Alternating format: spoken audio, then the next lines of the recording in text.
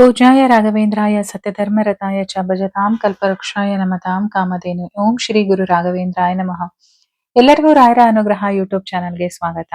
ಹಾಗೆ ಯಾರ್ಯಾರೆಲ್ಲ ರಾಯರ ಭಕ್ತರಿದಿರೋ ಖಂಡಿತವಾಗ್ಲೂ ನನ್ನ ಚಾನಲ್ನ ಸಬ್ಸ್ಕ್ರೈಬ್ ಮಾಡ್ಕೊಳ್ಳಿ. ಯಾಕೆ ಅಂದ್ರೆ ಈ ಚಾನಲ್ ಅಲ್ಲಿ ರಾಯರ್ ವಿಡಿಯೋಸ್ ಬಿಟ್ರೆ ಬೇರೆ ವಿಡಿಯೋಸ್ ಯಾವ್ದು ಬರಲ್ಲ. ಹಾಗಾಗಿ ನಿಮ್ಗೆ ಇಂಪಾರ್ಟೆಂಟ್ ಆಗಿ ಏನ್ ತಿಳ್ಕೊಬೇಕು ಅಂತ ಅನ್ಕೊಂಡಿರ್ತಿರೋ ರಾಯರ್ ಬಗ್ಗೆ ಅಂತ ವಿಷಯಗಳೇ ಸಿಗತ್ತೆ. ಸಬ್ಸ್ಕ್ರೈಬ್ ಮಾಡ್ಕೊಂಡು ಹಾಗೆ ಪಕ್ಕದಲ್ಲೇ ಕಾಣಿಸೋ ಬೆಲ್ ಐಕನ್ ಮೇಲೆ ಕೂಡ ಕ್ಲಿಕ್ ಮಾಡ್ಕೊಳ್ಳಿ. ಜೊತೆಗೆ ಇವತ್ತಿನ ವಿಡಿಯೋಗೆ ಲೈಕ್ ಮಾಡಿ. ಬನ್ನಿ ಇವತ್ತಿನ ವಿಡಿಯೋನ ಮುಂದುವರ್ಸೋಣ.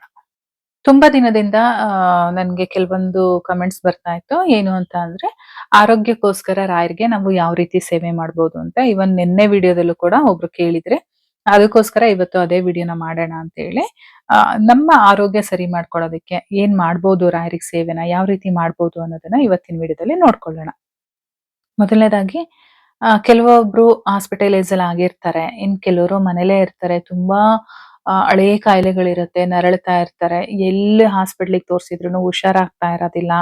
ಕೆಲವೊಂದ್ ಕಾಯಿಲೆಗಳು ಹೇಗಿರುತ್ತೆ ಅಂತ ಅಂದ್ರೆ ಯಾವ ಹಾಸ್ಪಿಟಲ್ಗೆ ತೋರಿಸಿದ್ರು, ಸ್ಕ್ಯಾನಿಂಗ್ ಮಾಡಿಸಿದ್ರು ಅಥವಾ ಲ್ಯಾಬ್ರೋಟರಿ ರಿಪೋರ್ಟ್ಗಳನ್ನ ತಗೊಂಡ್ರು ನಾರ್ಮಲ್ ಅಂತ ಬರ್ತಾ ಇರುತ್ತೆ. ಏನೂ ಇಲ್ಲ, ಚೆನ್ನಾಗೇ ಇದ್ದೀರಾ ಅಂತ ಹೇಳ್ತಾ ಇರ್ತಾರೆ. ಆದ್ರೂನು ಏನೋ ಒಂದ್ ಒಳಗಡೆ ಸಂಕಟ, ಏನೋ ಒಂದ್ ನೋವು, ಏನೋ ಒಂದು ಅದು ಹೇಳ್ಕೊಳಕ್ ಆಗಲ್ಲ ಕೆಲವ್ರಿಗೆ. ಆ ರೀತಿ ಒಂದ್ ಸಂಕಟನ ಅನುಭವಿಸ್ತಾ ಇರ್ತಾರೆ.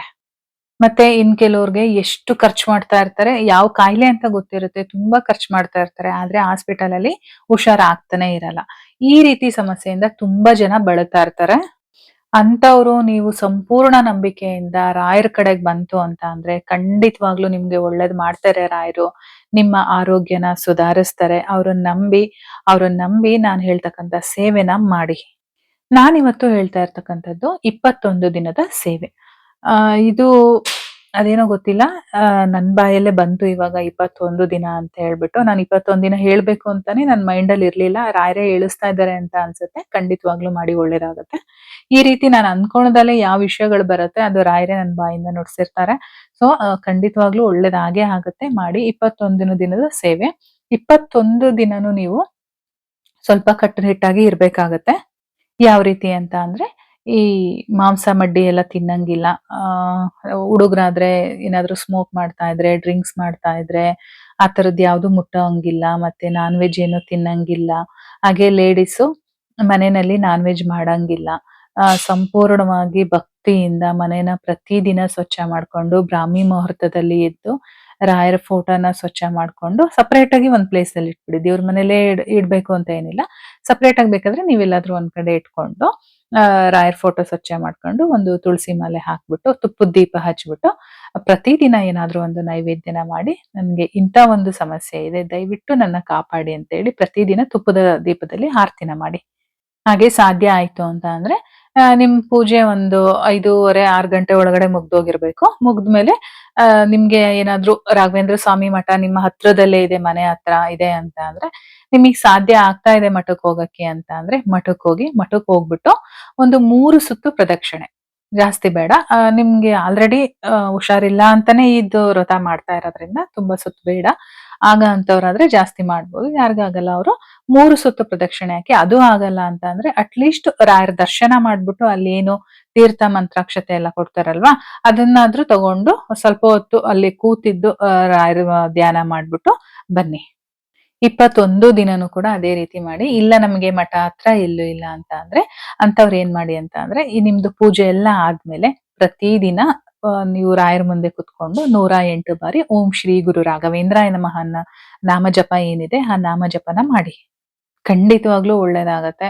ಆದ್ರೆ ನೀವು ಅಷ್ಟೇ ನಂಬಬೇಕು. ನಿಮ್ಮ ಮನ್ಸಲ್ಲಿ ಒಂದು ಪಾಸಿಟಿವಿಟಿ ಇರ್ಬೇಕು, ಪಾಸಿಟಿವ್ ಥಾಟ್ ಇರ್ಬೇಕು. ರಾಯರಿದ್ದಾರೆ ನನ್ ಜೊತೆ, ನನ್ಗೆ ಹುಷಾರ್ ಮಾಡ್ತಾರೆ. ಇದೆಲ್ಲ ಏನು, ರಾಯರಿದ್ಮೇಲೆ ನಾನು ಇದಕ್ಕೆಲ್ಲ ನಾನು ಕೇರೆ ಮಾಡಲ್ಲ ಅನ್ನೋದು ಹೆಂಗೆ ಅಂತ ಅಂದ್ರೆ, ಒಂದು ಗಾದೆ ಇದೆ ಕೇಳಿದೀರಾ, ಕಾಯಿಲೆನ ಯಾವಾಗ್ಲೂ ನೆಗ್ಲೆಕ್ಟ್ ಮಾಡ್ಬೇಕಂತೆ. ಅಂತ ಅಂದ್ರೆ ನೀವು ದೊಡ್ಡ ಕಾಯಿಲೆ ಬಂದಾಗ್ಲೂ ನೆಗ್ಲೆಕ್ಟ್ ಮಾಡಿ ಅಂತ ನಾನು ಹೇಳ್ತಾ ಇಲ್ಲ. ಅದನ್ನೇ ಯಾವಾಗ್ಲೂ ಮನ್ಸಲ್ಲಿ ಹಾಕೊಂಡು ಕೊರಗ್ತಾ ಇರ್ಬಾರ್ದು. ಅಯ್ಯೋ ನನ್ಗೆ ಹಿಂಗಿದೆ, ಅಯ್ಯೋ ನನ್ಗೆ ಹಿಂಗ್ ಆಗೋಯ್ತು ಅಂತೇಳಿ ಕೊರಗಬಾರ್ದು ಯಾವತ್ತು. ಇದ್ರೆ ಇರುತ್ತೆ, ರಾಯರಿದ್ದಾರೆ ನೋಡ್ಕೊಳ್ತಾರೆ. ನಾನ್ ರಾಯರ್ ಸೇವೆ ಮಾಡ್ತಾ ಇದ್ದೀನಿ. ಅದ್ರ ಜೊತೆಗೆ ನೀವು ಹಾಸ್ಪಿಟಲ್ ಅಲ್ಲಿ ಏನ್ ಟ್ರೀಟ್ಮೆಂಟ್ ತಗೊಳ್ತಾ ಇದ್ದೀರಾ ಆ ಟ್ರೀಟ್ಮೆಂಟ್ ಕೂಡ ತಗೊಳ್ಬೇಕಾಗತ್ತೆ. ಸೇವೆ ಮಾಡ್ತಾ ಇದೀವಿ ಅಂತ ಹೇಳಿ ಟ್ರೀಟ್ಮೆಂಟ್ ತಗೊಳ್ಳೋದನ್ನ ನಿಲ್ಲಿಸಬಾರ್ದು. ಯಾಕೆ ಅಂದ್ರೆ ರಾಯರು ಯಾವ ರೀತಿ ನಮ್ಗೆ ಸಹಾಯ ಮಾಡ್ತಾರೆ ಅಂತ ನಮಗೆ ಗೊತ್ತಿರೋದಿಲ್ಲ. ಆ ಟ್ರೀಟ್ಮೆಂಟ್ ಮೂಲಕನೇ ನಿಮ್ ಕಾಯಿಲೆ ವಾಸಿ ಆಗ್ಲಿ ಅಂತ ಅವ್ರ ಅನುಗ್ರಹ ಮಾಡಿರ್ಬೋದು, ಯಾರಿಗ್ ಗೊತ್ತು ಅಲ್ವಾ? ಅವ್ರದ್ದು ಯಾವ ರೀತಿ ಯಾವ ಒಂದು ದಾರಿನಲ್ಲಿ ಅವ್ರು ಬರ್ತಾರೆ, ಯಾರ ಮೂಲಕ ನಮಗೆ ಸಹಾಯ ಮಾಡ್ತಾರೆ ಅನ್ನೋದು ನಮಗ್ ಗೊತ್ತಾಗಲ್ಲ. ಹಾಗಾಗಿ ಅದನ್ನು ತಗೋಬೇಕು ಟ್ರೀಟ್ಮೆಂಟನ್ನು, ಜೊತೆಗೆ ಈ ಕಡೆ ರಾಯರ ಸೇವೆನೂ ಮಾಡ್ಬೇಕು. ಅರ್ಥ ಆಯ್ತಾ?